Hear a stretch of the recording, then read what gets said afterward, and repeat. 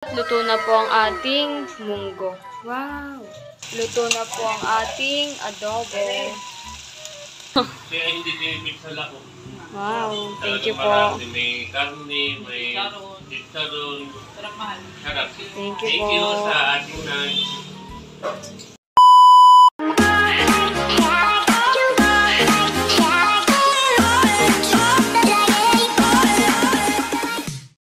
Hi guys! Ako si Mahal at welcome back sa aking channel. So for today's vlog po ay magluluto po kami Tito Eric ng munggo para po sa aming lunch. So tara po.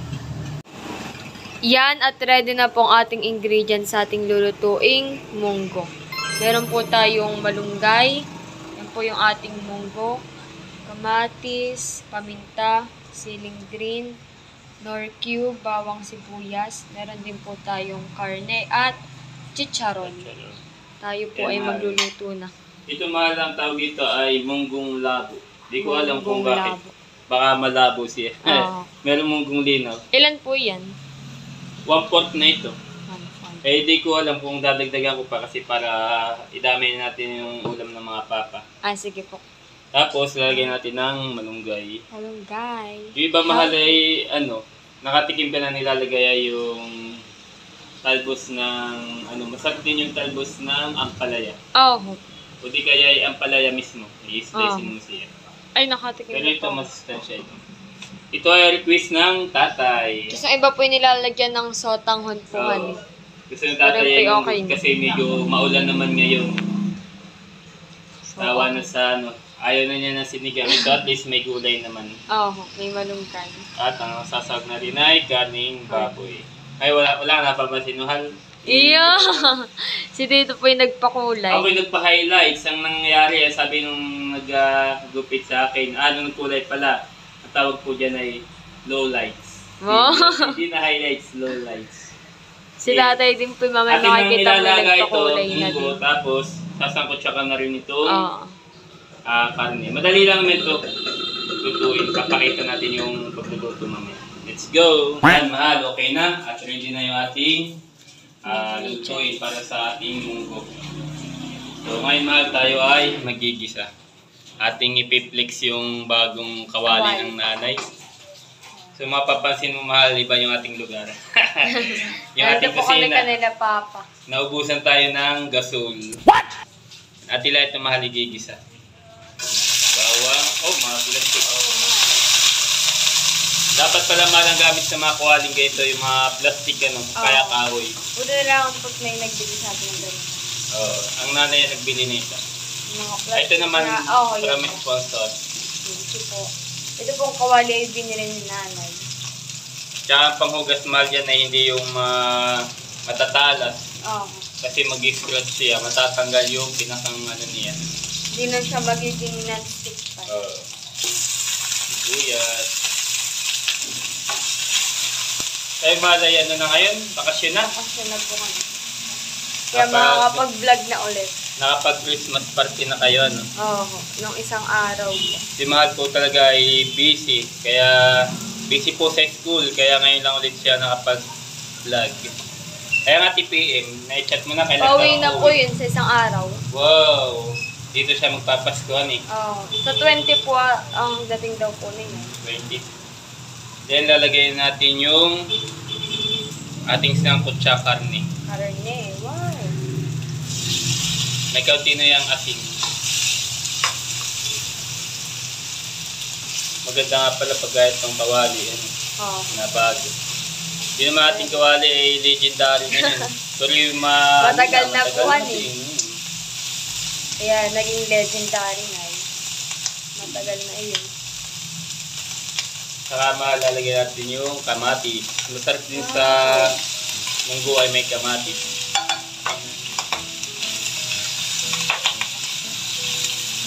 Lagyan natin ng konting paminta. Pidoro. Yan.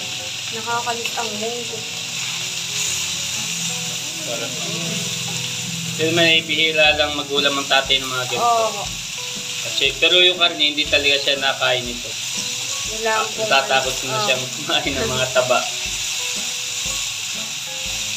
Dito po sa amin ay mga nagdadalit saka healthy living na. Oo. Lagyan din natin ng tubig Pati na. Lalagyan natin ng kagwapo sabaw. lang, hindi na masyado sa ganun. Ito yung mainit na itong tubig para mabilis siyang nauna mahal yung sabaw. Pero okay lang. Dapat pala kasunod ay Yung munggo. munggo. Pero okay lang. Ito dahil ito naman munggo natin ay nilagaan na natin ng konti. Medyo malambot na siya. Tawang-tawa yarn. Angan pala. Wala namang problema yan. Ba, madami. Same lang naman yata.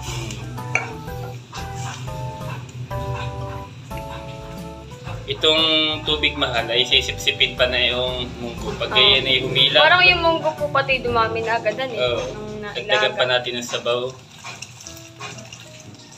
Yan. Tapos, lagyan din natin ng ito yan, Knorr cubes. Pork cubes. Para mas malasa. Para mas malasa. And then, lagyan natin ng patis flavor. Ito yung pinakang-alat natin. Kunti lang, baka mapalat. Tansyahan lang po. Manalang natin mamaya. Tapos yan man, atin lang siyang tatakpan hanggang sa maluto yung munggo. Okay. Tapos yung sabaw, pwede mong dagdagan pag kayo nakukulangan. Anong gusto mo sa munggo? Yung masabaw o yung Sabaw. sakto lang? Okay. Tapos, durog yung munggo o hindi? Merong yung durog yan. Ayoko Gusto ko po ng yung durog. sakto lang din. Yung malat to, malambot na siya. Sarap. Totoo na siya. Atin na ilalagay yung lagyan natin muna ng sili. Tsaka yung ating hinugasang malunggay, yung ginatay. Dami ito. Ito doon ko lang hiningi sa likod. Kanatita. Malunggay.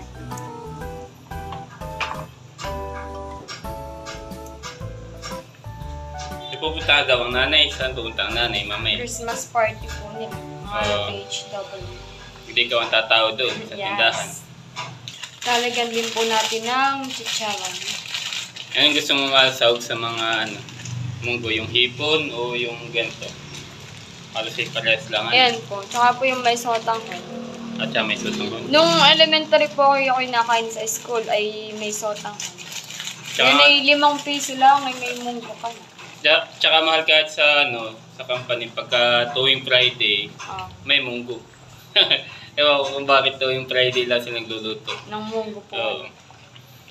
Luto na po ang ating munggo. Wow! Kainan na. At si tatay po ay nakain na. Si tatay po ay nagpakulay na rin ng buhok. Black na. Kaya po pala si tatay nagpakulay. Sarap mahal ng luto mo. Luto po namin dito, Eric. Thank you po. Salamat mahal. Sarap. Si Tito Eric po ay nakain na rin. Iyo, yung dalawa ay new hairstyle. Parehas po silang nagpakulay ng buhok. Luto ko, napadami yata malo ko. Kita-kita ang kain. Masarap po ngayon ang ulam namin ay. Kain po. Kami po ay kakain na ni nanay dito sa tindahan. Okay, that's great. That's a solid in this way. Gives me Amen. Amen. Kain na. Kain natin dyan. Kain. Si nanay po ay may pupuntahan mamaya. Saan po nanay yun? Kami may Christmas party. Wow, mga Sa center, ang po. mga BHW. Dati po, nung bata pa ako, ako'y laging kasama ni nanay. Tsaka ni tatay, tuwing Christmas party nila. Gawad and BHW. Ay ngayon ay ako nang magbabantay sa tindahan. What? Papasalubungan na lang ako ni nanay. Kain na sarap na luto ni Mahal Munggo. Gusto ko po yung bago nating kawali. Hindi nakakatamad pagluto pag ganayon ng kawali. Meron din po akong juice. Ito po yung galing sa sponsor. Thank you po. Uy.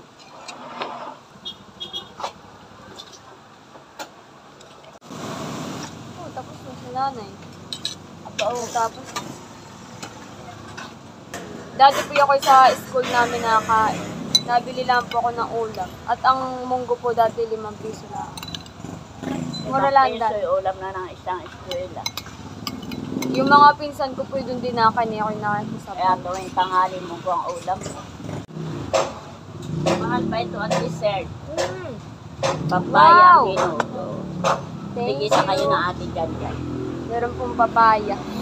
Ano yan dyan, no? Meron pong papaya. May dessert. Ikaw po, tatay, nagkain ka na? Mamaya ka po. Kamis.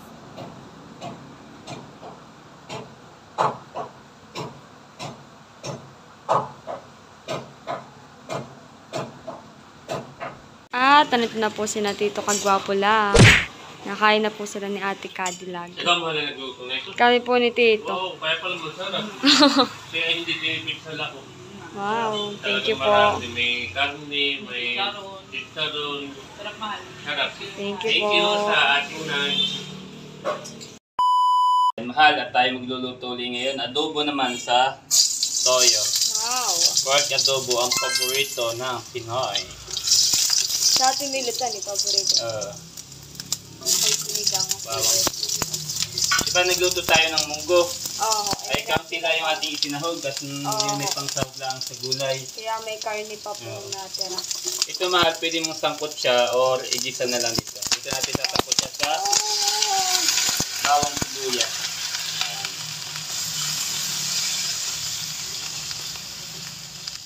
Tapos lalagyan din natin ng paminta. Pwedeng pamintang durog o buo. Pwede pong buo. Depende po sa inyo. Dahil lang ang nanay at tatay mahal ay hindi pwede ng ng mga gesto. Oo. Bumili ako ng patatas again. Tsaka si nanay naman po may pupuntahan po. May Sa Christmas. tatay, para may ulam ang tatay na gulay. Dinner ang kanilang Christmas. Wala tapos sa inyo. Gab-inan. Yung sa mag-inan. Basta't mga lang pagkakaluto nito ay toyo. Oo. Yung nagmamantiga, tapos ay may sili. Sarap. Kaya lang ang tatay naman at saka man ay di masyadong mahalo na sa mga. Ang tatay pala pwede. Si nanay po yun. At pwede na din natin lagyan ng toyo. Lalagyan na po natin ng toyo. Tansyahan lang. Tansya mami po. Para mamaya pag ating kinulo, talagang luot ang lasa niya. At lalagyan din natin mahal ng sukang sasa. Wow! Sukang sasa. Ganito din mahal yung binibenta ng mga tito Parachute po. parachute. At saka na tita kabeshi. Sukang sasa. Sarap malito, ibababadan mo ng mga bawang, mga sili, ganun. Ito yung maasim, at saka siya talaga mahal ay organic. Kaya para mabango at yan yung lagyan yan.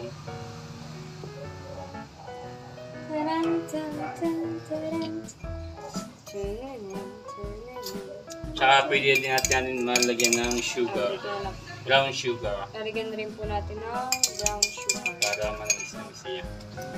Atin na siyang kukulubin, tatakpan. Di ba ito meron mga siling yung tinatawag na tingala, yung mga mahaba siling Aha. Ito mahal, mas maanghang ito palagay ko lang.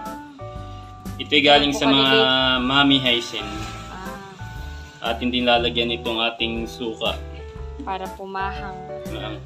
Gusto. Di ba mayroong dating dalaan Tito Kagwapo lang na chicharon, yung masarap yung malalaki. Di ba natikman mo sarap na suka? Sarap. Lalo na pag may sili. Tsaka ito yung pag sarap gamitin man sa mga sausawan, sa mga tuyo, mga daing, o sa mga pangsahog din sa sa mga ulam, yan. Pagka naglalagay ng suka sa mga laing, sa mga Lahat na po adobo. yung sili. Oo, hindi naman ito masisira. Tapos pwede ulit nating refillan, siya na refillan. Yung sili doon lang, nakababad lang. Pwede naman mali-slice ito. Kaya lang hindi natin i-slice dahil yung may maano lang siya. Mapahang na po O yun. maano lang yung anghang niya. Lalabas lang yan dyan. Malambot na siya at siya ay maiiga na din. So ilalagay natin yung ating patatas. Bango niya, honey. Gawa ng suka, honey. Tsaka ng mga ricado. Naamoy yung suka. Hindi tinipid sa patatas. Masarap din mahal dito yung nilagang itlogan eh. Lalagay yan eh. Parang dati, napagluto na tayo. Ay meron nag-comment, pwede po pala ang patatas. Pwede po. Masarap po siya. Sarap. Pwede din po siya munang iprito bago ilagay. Pero tayo, atin na siyang isinabay. Sakto mahal pagkaluto na yung patatas natin, okay na yan, luto na din. Luto na. Pwede At meron ng abangers doon. Meron po ulit sila tito. At i-flex mo ulit mahal yung ating yung Christmas light mong ginawa. Wow, ganda ni. Wow. Tara. Yan mahal. Tingnan mo, luto. Sakto lang yan oh. Oh, bango. Tapos mahal oh. Yung gusto ng may sili, kumuha na lang. Yun, nakan yung isa. Ito na yan. Kain na na. Luto na po ang ating adobo. Kain na yan. At sila po ay nakain na.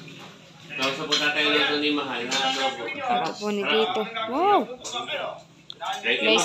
May sili po yung kay tatay. Thank you. Welcome po. Kain po. Yan, at si nanay po ay ihatid na ni Tito Eric sa may covered court po. Oh, sa kanilang Christmas party. Mahal, may bag. Alam mo na. May dala ka pong plastic, nanay. Sana mamalay ang nanay tumama sa rapol. Nakay simulat sa tulay, wala pa. Ako po dati kasama ni nanay sa ganang Christmas party. Hindi natatawag si nanay sa raffle. Bye! Ingat. Nanay, may plastic ang dala.